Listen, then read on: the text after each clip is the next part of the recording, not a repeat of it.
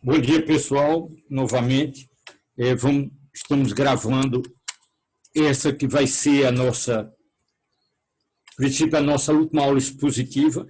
A gente pode fazer uma aula de exercícios sobre esse último assunto, máquina de Carnot e segunda lei, conceito de entropia.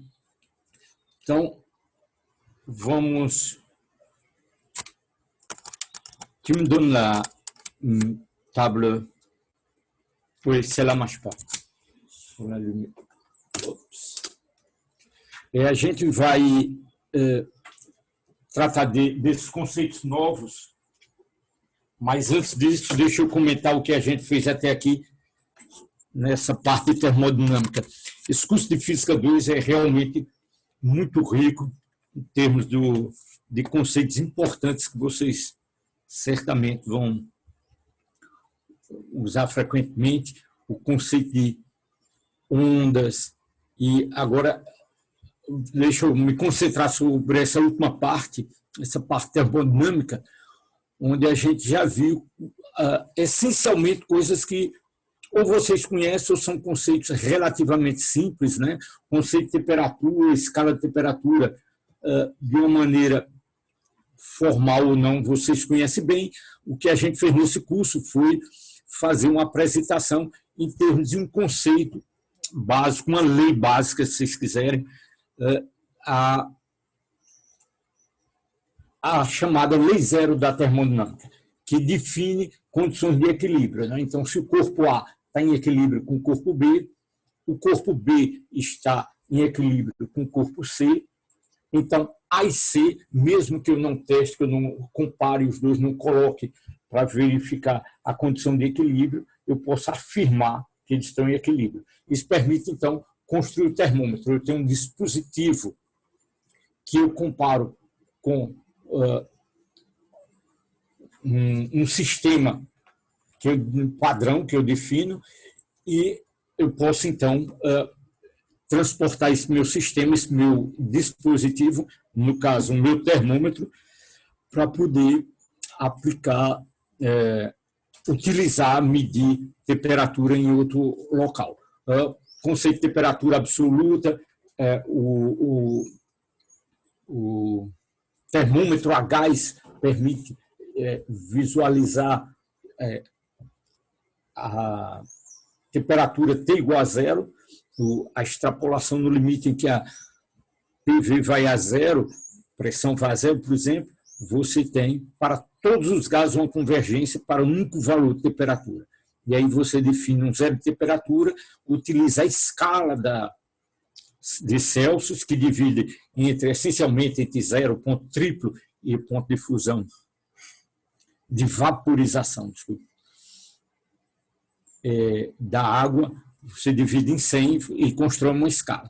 Então, muito bem, temperatura, esse conceito formalizou-se um pouco, mas vocês conhecem bem, troca de calor entre os sólidos, proporcional à massa, proporcional à variação de temperatura. Você define uma constante que depende do material em particular que você está usando, e calor mc ΔT permite, então, você calcular quanto de energia térmica você tem que ceder para fazer variar a temperatura de um corpo ou o contrário. Lei dos gases perfeitos, né? Então, deixa eu começar a escrever aqui. P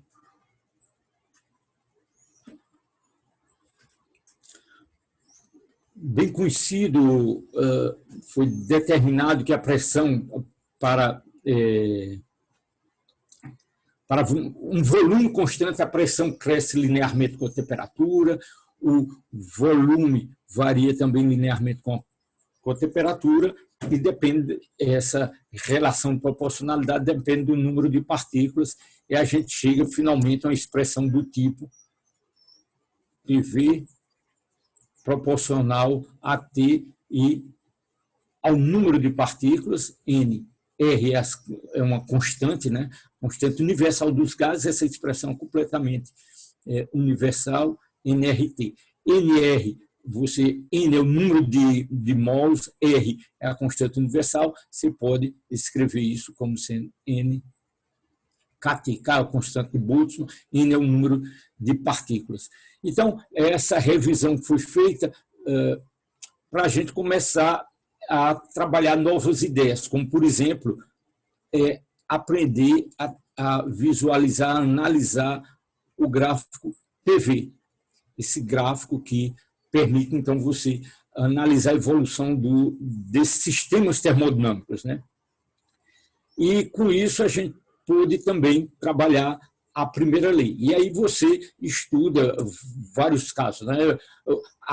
O sistema está perfeitamente dado uma pressão e um volume, o sistema tem um estado termodinâmico bem definido, você tem uma função da temperatura. Então, para cada um desses pontos, você tem uma temperatura bem definida, porque, dado uma pressão, dado um volume, você tem, então, uma temperatura muito bem definida, né, para um dado sistema, que tem um certo número de moles que constitui o seu sistema. A gente definiu também outra grandeza termodinâmica, discutimos em detalhe o significado da energia interna como essencialmente energia cinética térmica no sentido de agitação, não energia cinética no sentido translacional. Se você pega o seu gás como um todo e translada, isso não é energia interna. Energia interna é essa energia que está aleatoriamente distribuída. A distribuição de velocidades, discutimos a distribuição de Maxwell-Boltzmann, então, para o vetor velocidade, o modo do vetor velocidade, você tem uma distribuição que depende da temperatura, ok? Uma distribuição de probabilidades. E, bom, com esses conceitos, a gente tinha uma base para apresentar a primeira lei, que é uma lei essencialmente de conservação de energia, que diz que a variação da energia interna, nós chamamos de U, essa energia interna, ela é igual a Q menos W.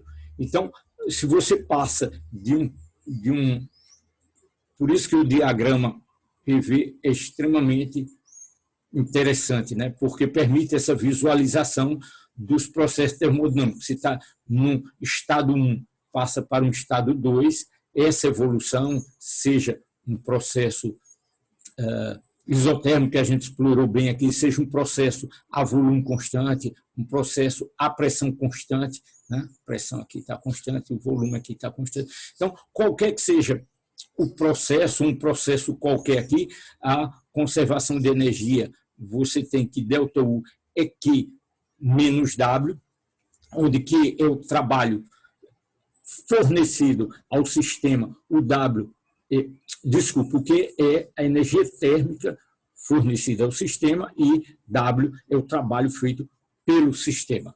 Então, essa equação aqui a gente explorou várias situações e limites, né? Por exemplo, quando se você tem um círculo fechado, o ΔU é zero, volta no mesmo ponto, U é uma função de estado, quando você volta para o mesmo ponto, a variação global é zero. Então, nesse circuito, o trabalho feito é igual ao calor cedido.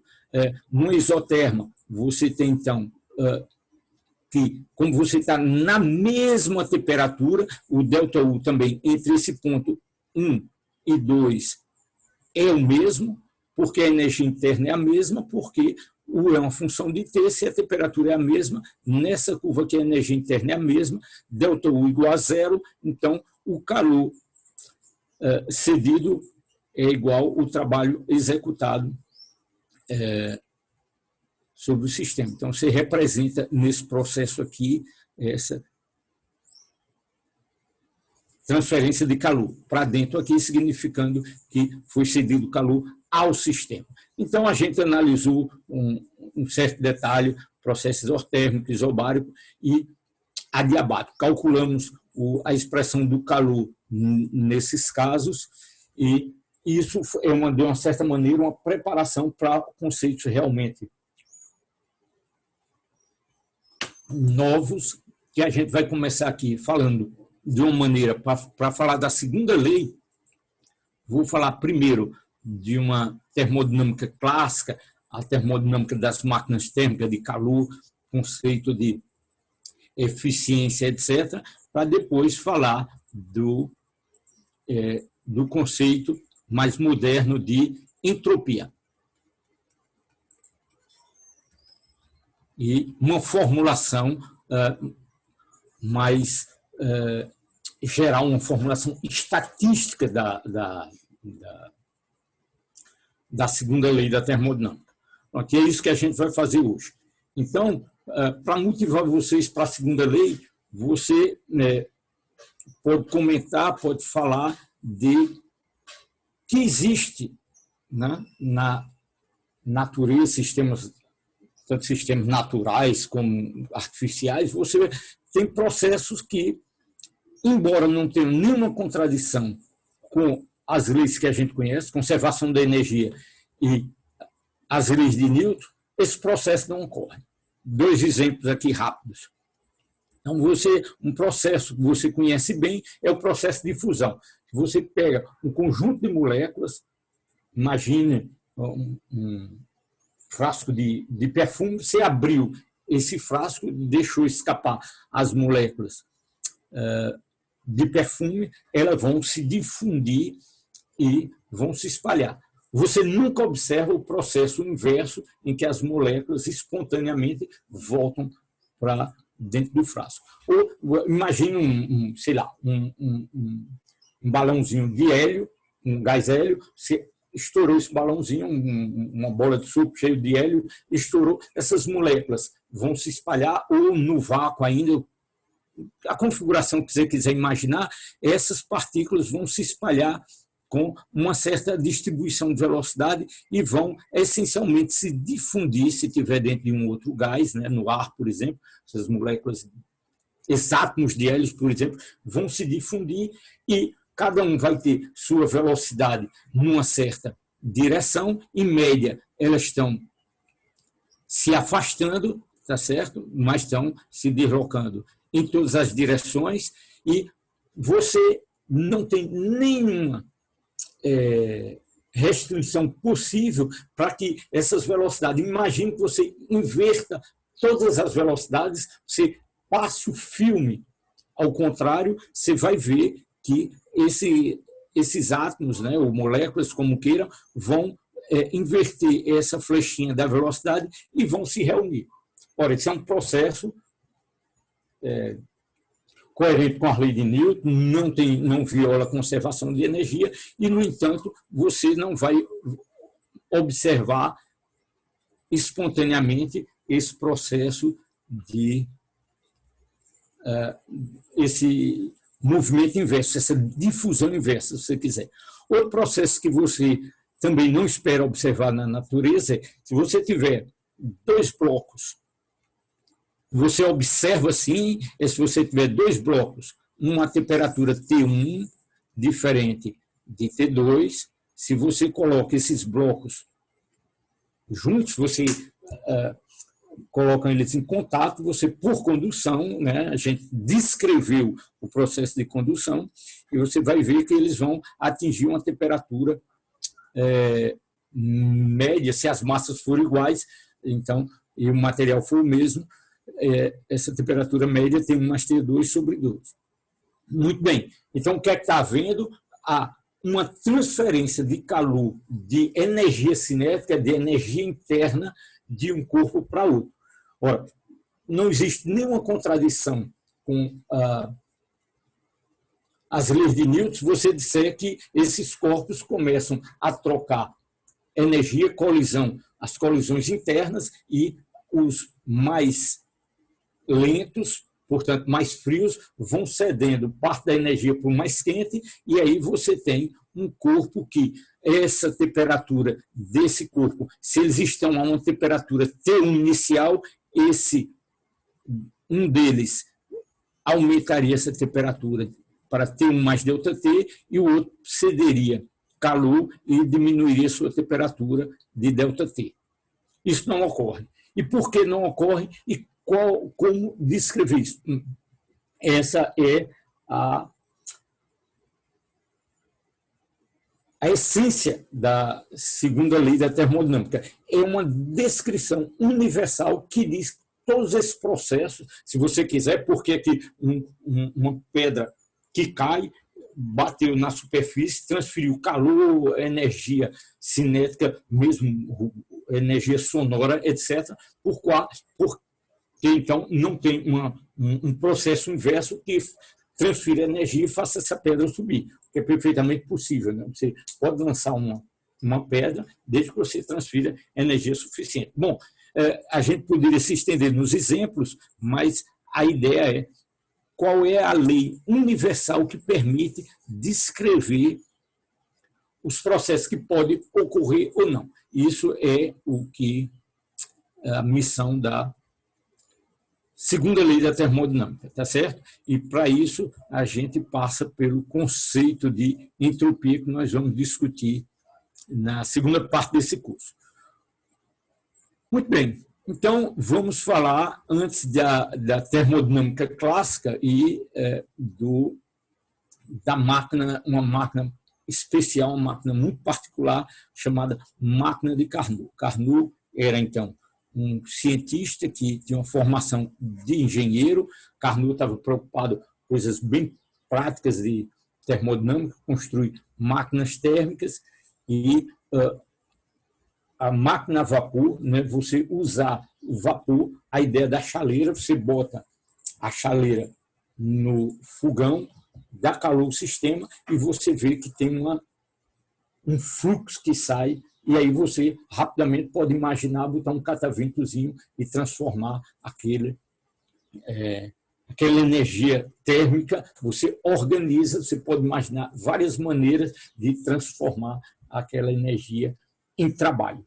Então, como fazer uma máquina a mais eficiente possível, como otimizar transformar essa energia térmica em energia mecânica. Então, esse era o desafio na construção de uma máquina térmica e, essencialmente, aqui tem um esquema já mais elaborado. Deixa eu falar desse esquema mais simples, que simplesmente você imagina que você tem uma certa temperatura, você quer ceder calor para esse sistema e extrair trabalho. Pronto, essa é a ideia. Só que quando você apresenta esse sistema dessa maneira, isso aqui você tem uma temperatura T1, está subentendido que você tem não só a temperatura T1, mas essa temperatura é superior à temperatura ambiente, por exemplo. Então, T2 pode ser ambiente, ou uma segunda temperatura. Então, sua máquina térmica vai trabalhar tipicamente entre dois reservatórios, né? Você tem a sua chaleira, a sua caldeira, então o trem a vapor, você tem uma caldeira que você está aquecendo lá com madeira, o que seja, com óleo diesel, um combustível qualquer, você gera calor, você cede para a sua máquina, que vai fazer trabalho, mas uma parte desse calor volta para o ambiente, para o seu reservatório a temperatura mais baixa. Esse reservatório, ele está a temperatura mais baixa, pode ser o sistema de refrigeração do seu motor, etc. Ou, idealmente, a temperatura mais baixa que você tem no dia a dia, a temperatura ambiente. Você pode ter uma temperatura ainda mais baixa, mas aí você vai ter que criar artificialmente essa temperatura e, para isso, você precisa de energia. Então, tipicamente, você está trabalhando entre dois reservatórios a temperaturas diferentes e você quer extrair calor. Essa é a ideia, a motivação da máquina térmica. Então, se você quer fazer isso de uma maneira minimamente eficiente, você tem que definir conceitos, né? E a primeira coisa que você tem que observar é que, da conservação de energia, o trabalho que você obtém se isso é feito de uma maneira eficiente, né? Aqui estamos desprezando todas as perdas das engrenagens do seu sistema, qualquer que seja ele. Então, em última instância, você tem o trabalho, vai ser a diferença entre Q1 e Q2, entre o calor fornecido e o calor cedido ao seu sistema. Ok? Muito bem. Então, dessa maneira, eu posso definir uma eficiência, e a eficiência é você dizer o que você obtém em relação ao que você dá. Você obtém trabalho, você quer trabalho, e você deu calor. Então, é W sobre Q1. O calor perdido não interessa, é perda. Então, uma maneira de definir eficiência é definir esse eta, né, como sendo trabalho sobre Q1. A energia que você extrai em forma de trabalho pela energia que você cede ao seu sistema. Então, como W, né, do balanço de energia W é Q1 menos Q2, o calor cedido menos o calor perdido, o calor ejetado do sistema. Então, eu posso substituir W por Q1 menos Q2, dividido por Q1. Q1 sobre Q1 é 1, então isso aqui fica Q1 sobre Q1 menos Q2 sobre Q1, ok? Isso aqui nada mais é do que 1 sobre Q1 é 1, 1 menos Q2 sobre Q1. A razão, desculpa. Ora, evidentemente, essa relação aqui, isso é menor do que 1. Q2 é menor do que Q1, né? Porque uma parte dela você extrai o trabalho, então esse número aqui é menor do que 1, 1 menos alguma coisa, eta, a minha eficiência é sempre menor do que 1. E, evidentemente, no limite em que Q2 é igual a Q1, 1 menos 1 é 0, você não extraiu nada, o calor cedido ao sistema foi liberado integralmente. Eta é sempre menor do que 1 e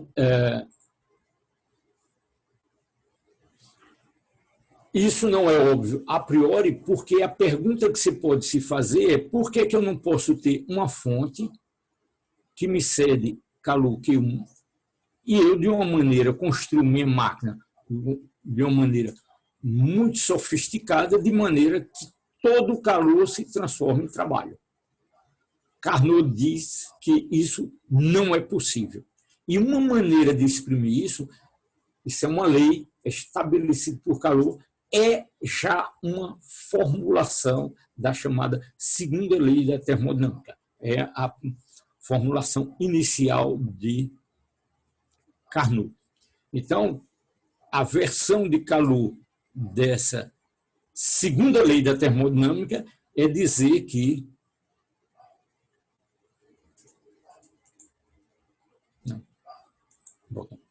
então, a versão de Carnot da segunda lei da termodinâmica é dizer que não existe nenhuma maneira, não é possível você construir uma máquina, qualquer que seja ela, pode imaginar todo tipo de engrenagem, de combinação, etc., que o efeito final, tendo como único efeito global transferir calor de uma fonte fria para uma fonte quente. Então, T1 aqui maior do que T2, nossa notação aqui é sempre essa. T1 maior do que T2, né? O reservatório quente e reservatório frio, não é possível construir uma máquina que transfira calor dessa maneira, cujo único efeito seja global, seja transferir calor dessa maneira. Evidentemente, você vai me dizer, um estudante que tem algum conhecimento de termodinâmica, você vai me dizer que você conhece uma máquina, que é um refrigerador, que transfere calor de uma fonte fria, temperatura ambiente, para uma fonte quente.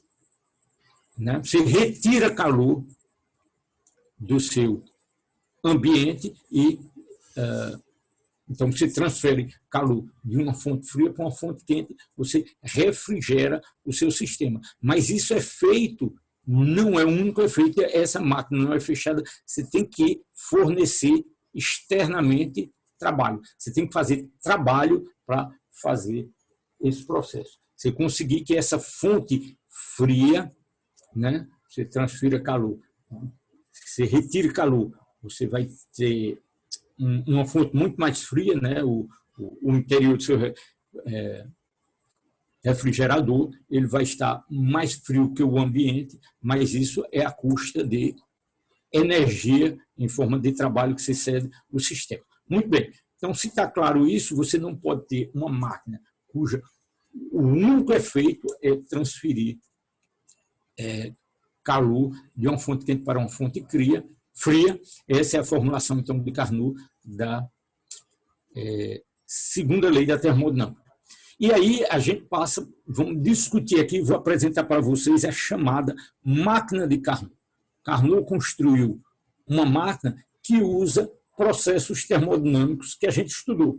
Então, aquela preparação que a gente fez foi importante para aplicações concretas. Se você quer aplicar concretamente as ideias de termodinâmica para construir máquinas reais, então você já conhece esses processos. Então, você tem aqui, a máquina de Carnot, ele utiliza dois processos isotérmicos, né? Então, isso aqui é um processo isotérmico, você sai do ponto A para o ponto B, e tem um outro processo isotérmico aqui. Então, ao longo dessa linha, todos esses pontos aqui no diagrama PV estão a temperatura T2 e todos os pontos ao longo dessa linha aqui estão na temperatura T1. Então, processo isotérmico aqui, outro processo isotérmico aqui, e você passa de um para outro na máquina de Carnot usando dois processos adiabáticos, né? Também estudamos um certo detalhe, os processos isotérmicos e os processos adiabáticos. Então, esse processo aqui de B a C é adiabático, de D a A.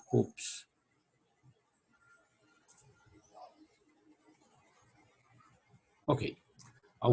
O desenho estava feito. Então, a máquina de Carnot, você pode criar, então, chamado um ciclo de Carnot. Se você sai, por exemplo, do ponto A,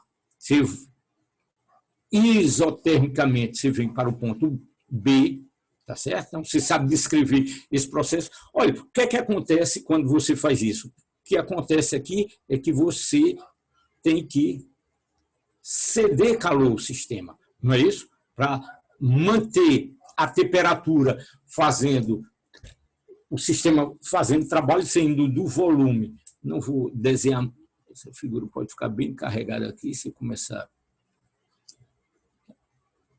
saindo do meu volume VA para o meu volume VB, eu tenho que ceder calor nesse processo isotérmico. Isso a gente discutiu em detalhe. Então, o trabalho feito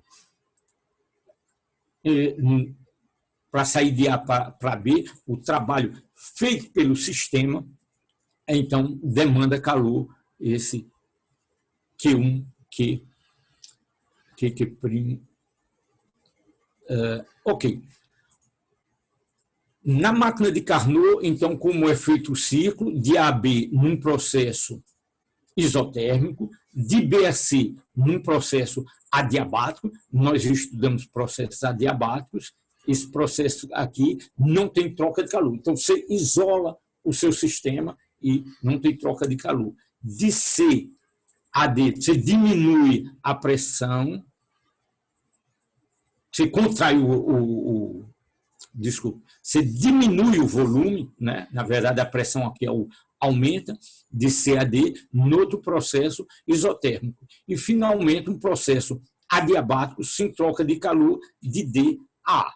Ok? Então, eu ia falar em detalhes isso mais para frente, terminei adiantando aqui.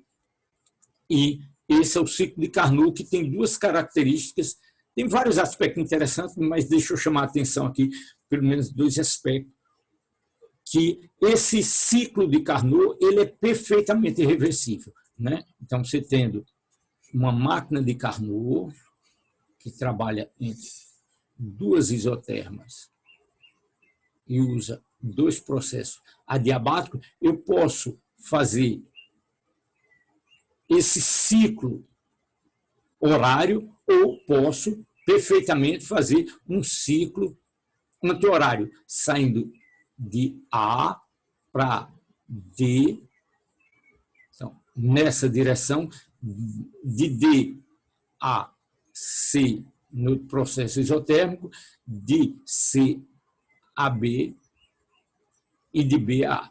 Ou seja, eu posso circular nesse diagrama, no sentido horário-anti-horário, ou seja, a máquina de Carnot ela é perfeitamente reversível, né? Então, eu posso controlar a pressão do meu sistema, tá certo? Controlar a pressão do meu pistão, passar de A a B de uma maneira bem controlada e, por exemplo, eu espero que esteja claro para vocês, mas eu posso vir desse ponto para esse ponto aqui, aumentando aumentando o meu volume e fazendo minha pressão cair. Então, eu estou aumentando meu volume gradativamente, cedendo calor ao sistema, mantendo a temperatura constante, eu posso perfeitamente voltar aqui e começar a comprimir o meu sistema, diminuir o volume, sair desse ponto para esse aqui. Então, o processo é perfeitamente reversível. Primeira característica do ciclo de Carnot. Outro aspecto importante, extremamente prático, que vai interessar os engenheiros, é que esse processo é um processo cíclico que pode ser repetido indefinidamente. Essa é a ideia prática de uma máquina. Uma máquina, você quer, nesse caso aqui, o calor, então, onde é que eu posso desenhar aqui? Eu acho que posso desenhar aqui. Posso repetir meu desenho aqui, que é importante, deixa eu fazer isso em detalhe. Então, eu saio da posição A para B, que é o trabalho feito, e de B a C, então o trabalho feito é P, a integral, né? Nessa trajetória, é a integral de PDV. É a soma, né, de cada um desses intervalos aqui. Eu variei de ΔV, multiplico pela pressão em cada um desses pontos, somo tudo isso de A até C, então essa área aqui é o trabalho total, né, digamos, na ida até C. De C voltando para D e para A, então quem é o trabalho? O trabalho é a área sobre essa curva aqui. Então, o trabalho executado para voltar é essa segunda área aqui. E a diferença entre as duas é essa área aqui, achuriada aqui. Então, essa diferença é o trabalho líquido. Então, você tem um trabalho para ir na ida, um trabalho na volta, e o balanço disso é o trabalho total, é o chamado trabalho realizado pelo seu sistema, tá certo? E o ponto que eu estava chamando a atenção aqui é que se eu volto sempre para minhas condições iniciais, né, independente do que ocorreu, eu voltei para o meu ponto A, posso sempre recomeçar esse ciclo. Então, estando em A, minha pressão está definida, meu volume está definido, temperatura, tudo está definido, meu sistema foi completamente restaurado, né? Eu preparo o meu sistema, saio da sala, vocês vão lá, fazem um ciclo de Carnot, né? Cede calor, retira calor, obtém trabalho do sistema, volta, quando eu voltar para a sala, ele está aqui a máquina está lá no mesmo estado e eu posso repetir esse ciclo indefinidamente e voltando sempre para o meu estado inicial, tá certo? Então, por isso que essa máquina ela é útil, porque o ciclo pode ser repetido indefinidamente. E uma terceira propriedade é que, sendo reversível, uma consequência do fato que ela é reversível, eu posso partir de uma fonte quente para uma fonte fria, né? Dar calor ao meu sistema, tem uma parte que se perde, mas eu extraio trabalho com uma certa eficiência, lembrando a eficiência W sobre Q1. Mas esse ciclo, sendo reversível, eu posso fazer todo o processo inverso e aí eu posso fazer trabalho sobre o sistema e retirar calor do sistema. Tá ok? Então, essa é a ideia do refrigerador. Aqui eu cedo calor ao sistema e aí retiro calor da fonte fria para a fonte quente. Tá ok?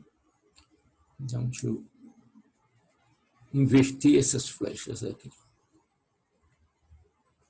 Prontinho. Ok? Então, essa é a ideia do ciclo de Carnot. Trabalhar entre duas adiabáticas, passando por entre duas isotérmicas, passando por duas adiabáticas. Ok? Então, mais uma vez aqui, para ficar bem sedimentado no cérebro de vocês, processo 1 de A a B, você tem uma expansão isotérmica, de B a C você não troca calor, você tem uma expansão adiabática, de C a D, esse processo 3, você tem uma compressão, né? Você diminui o volume, aqui você teve uma expansão, aqui você tem uma compressão isotérmica, se libera calor, e finalmente uma compressão sem troca de calor, uma compressão de D a A, processo 4, de um processo adiabático. Muito bem, e como é vamos usar então nosso conceito de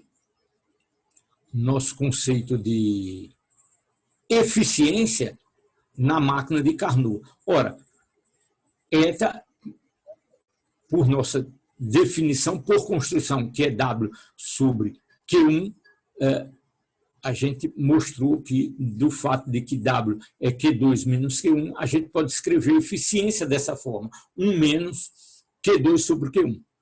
Ora, lembre-se que nos processos isotérmicos, onde você troca calor, são os processos isotérmicos. Adiabático não troca calor. Aonde você troca calor, esses dois processos são isotérmicos, na máquina de Carnot. Por construção, ela tem dois processos isotérmicos e dois adiabáticos.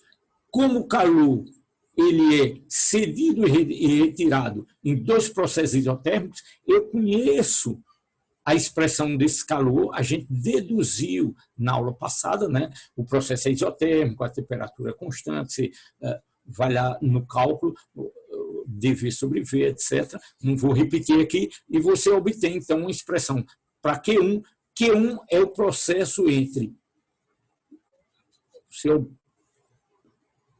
pega calor entre A e B. Então, você dá calor ao sistema aqui. Então,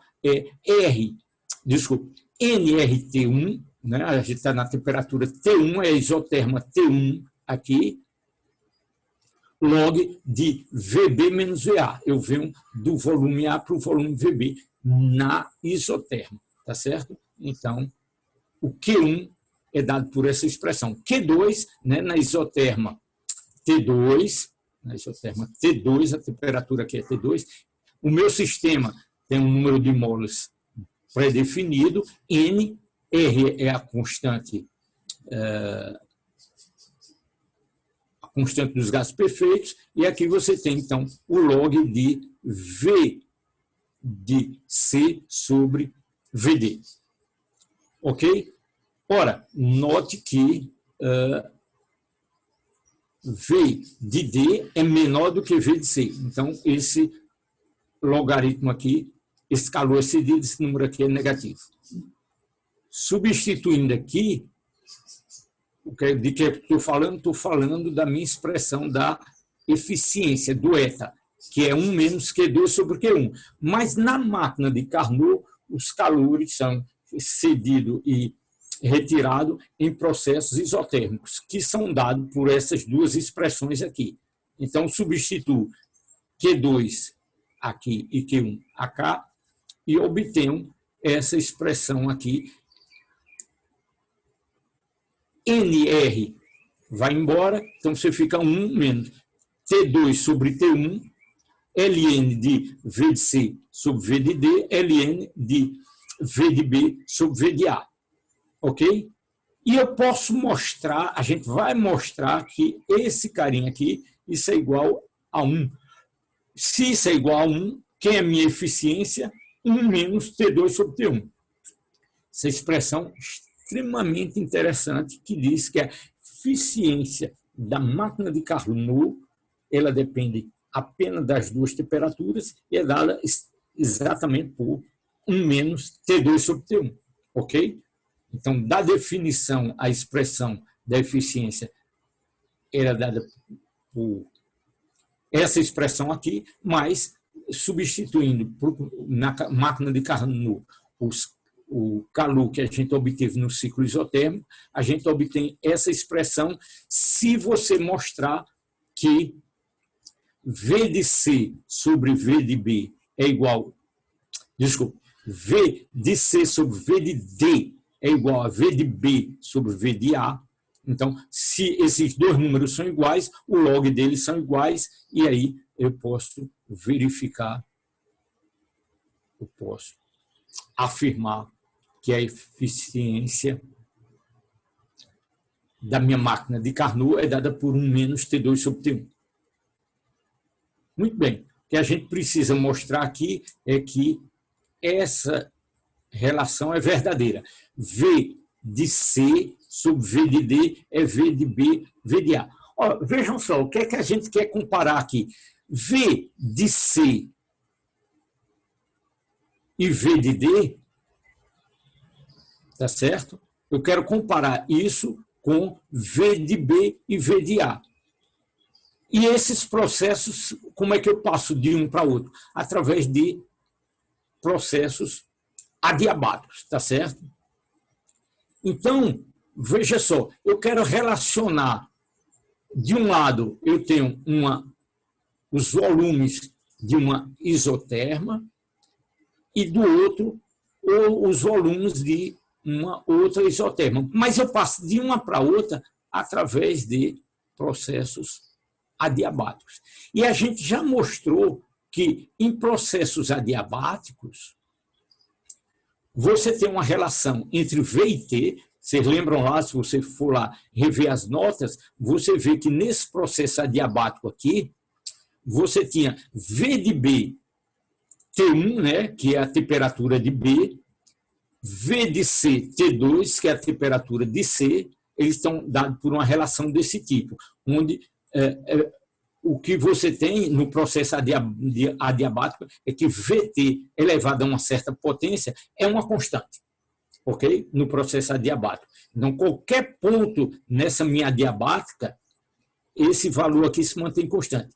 Essa exponencial aqui, eu acho que era alguma coisa do tipo CV sobre R. Não interessa porque ele é o mesmo em todos esses termos aqui. Então, é uma constante, não vou botar explicitamente para não confundir. O que eu quero enfatizar aqui é a relação entre, que me permite relacionar essas grandezas de uma isoterma com de outra isotérmica através do processo adiabático. E no processo adiabático, V de B, T de B é igual a V de C, T de C.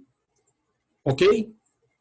Então, da mesma forma, no processo DA, V de A, T de A, que é T1, V de D, T de D, que é o meu T2. Ok? Ora, Então, eu tenho aqui T1 a uma certa potência, T1 a mesma potência, T2 a mesma coisa. Eu posso, então, dividir uma equação pela outra. E aí, se eu divido essa equação por essa, o lado direito fica, então, V de B, T1, sempre a potência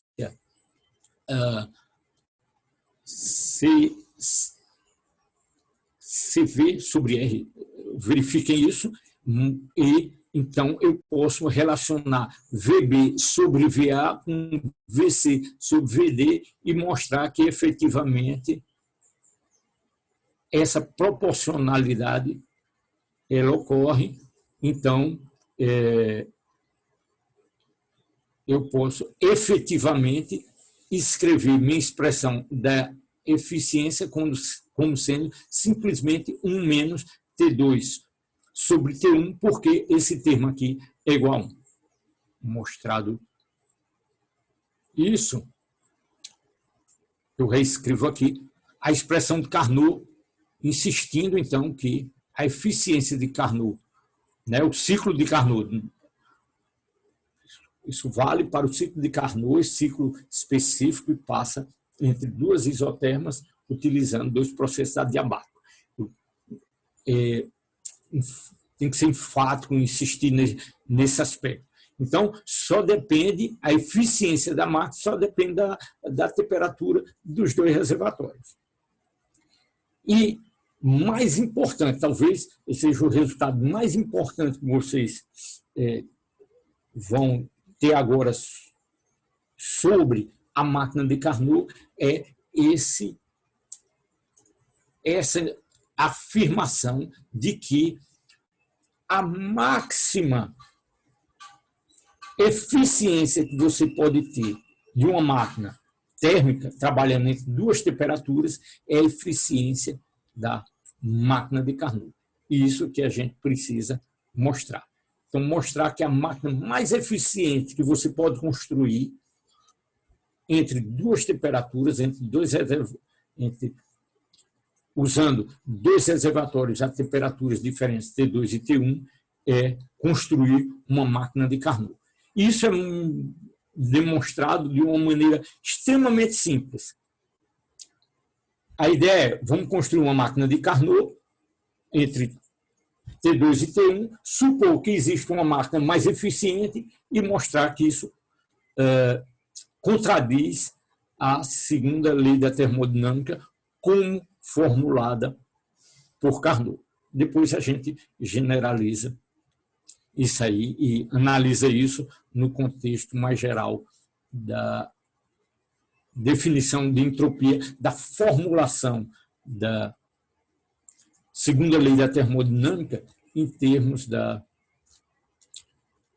entropia do sistema. Muito bem, então vamos discutir essa eficiência da máquina de Carnot e essa afirmação que diz que a máquina mais eficiente que trabalha entre dois reservatórios a temperaturas T1 e T2, ela é obtida com uma máquina de Carnot. Para mostrar isso, eu vou usar, então, a segunda lei que dita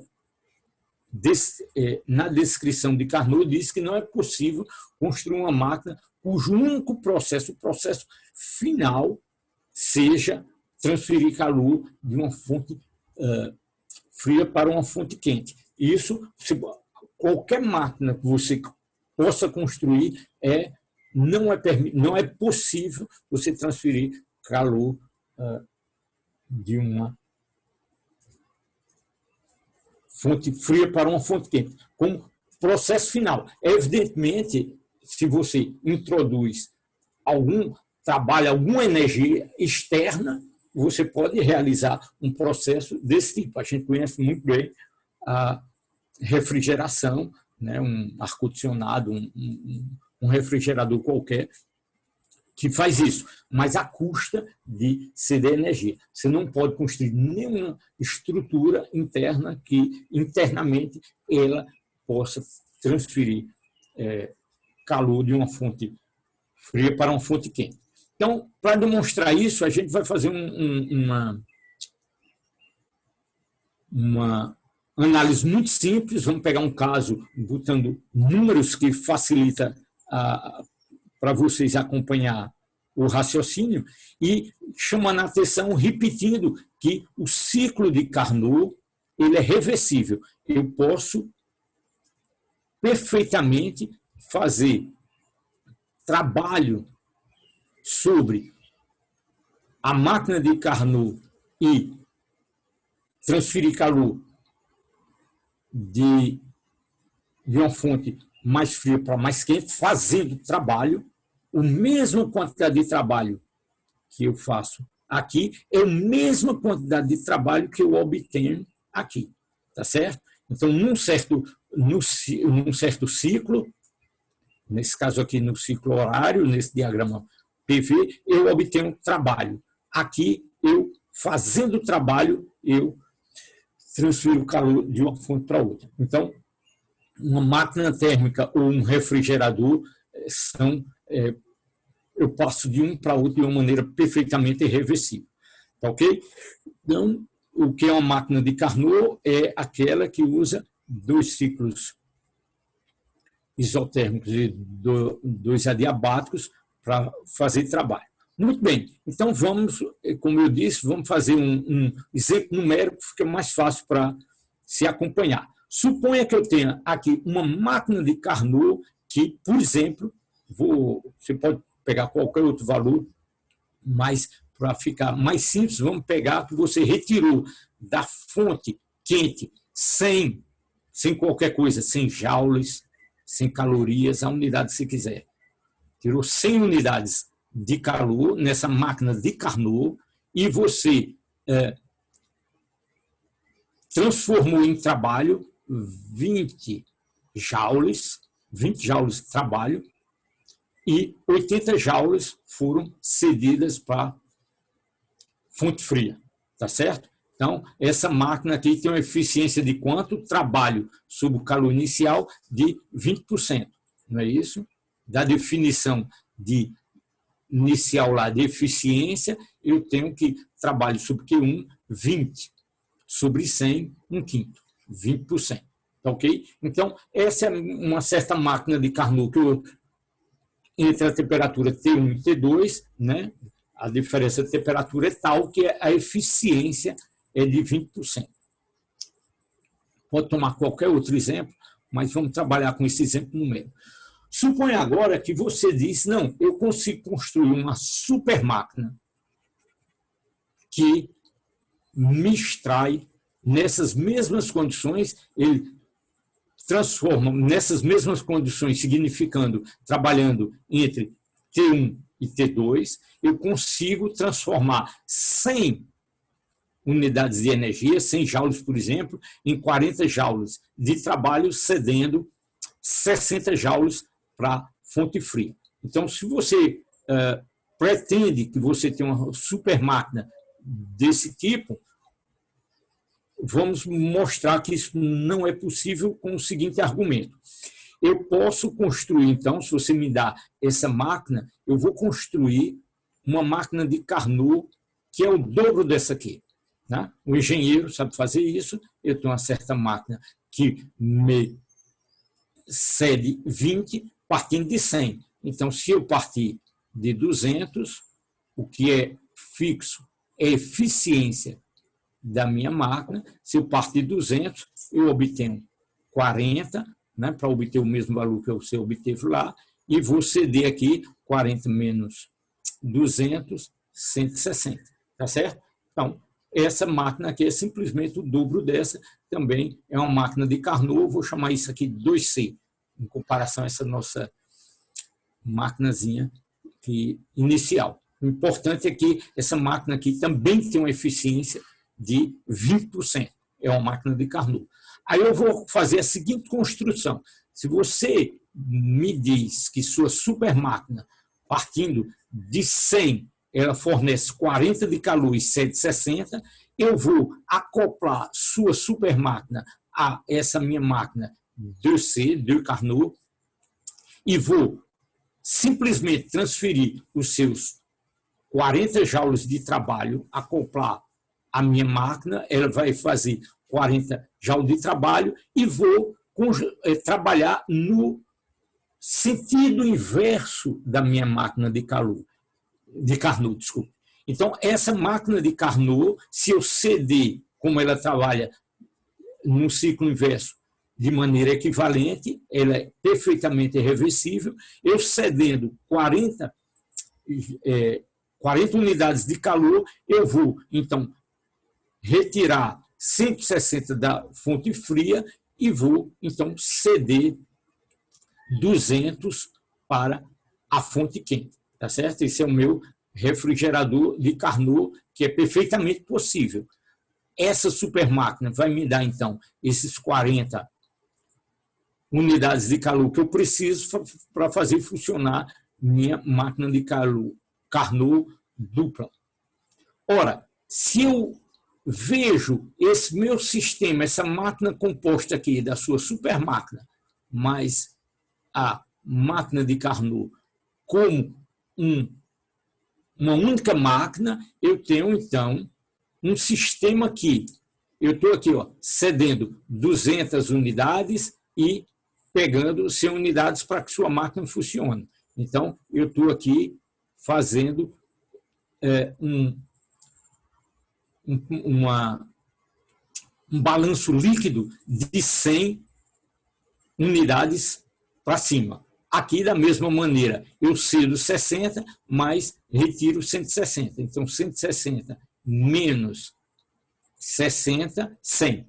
100 e 100. Então, olhando esse sistema como um todo, eu tenho, então, uma máquina complexa que combina a sua super máquina com a máquina de Carnot, que usa o mesmo trabalho que você cede para o refrigerador de Carnot, tá certo? 40-40, e transfere da fonte fria para a fonte quente 100 unidades de calor, 100 calorias, 100 joules, não importa. Então, o que essa máquina faz, ela está em contradição com a formulação de Carnot da segunda lei. Essa máquina não é possível. Você não pode construir uma máquina desse tipo. Ou seja, qualquer que seja, né, a gente deu um exemplo numérico aí, tirando uma máquina de 20% de eficiência, mas qualquer que seja a temperatura, a máquina que retira calor, T2, e cede T1, uma máquina de Carnot com uma certa eficiência fazendo trabalho aqui, se você diz que consegue construir uma máquina ligeiramente mais eficiente, eu pego uma máquina de Carnot inversa, ou seja, um refrigerador de Carnot, acoplo a sua super máquina, que é ligeiramente mais eficiente que a de Carnot, e consigo fazer retirar, transferir calor de uma fonte fria para uma fonte quente. Por mínimo que seja, se sua máquina, a diferença da eficiência da sua máquina, para mim, significa, em última instância, o que eu transfiro da fonte fria para a fonte quente. E isso não é possível, segundo a segunda lei da termodinâmica, como formulado por Carnot. Se você aceita essa formulação de Carnot, então está mostrado que não pode ter uma máquina mais eficiente que a máquina de Carnot. Razoável isso? Ok. Então, com isso a gente termina aqui. Eu vou passar agora para a segunda parte. A gente vai fazer uma pausa rapidinho para não ficar o vídeo muito longo dessa primeira parte, mas a gente termina num bom momento que a gente termina essa discussão termodinâmica, essa velha formulação em termos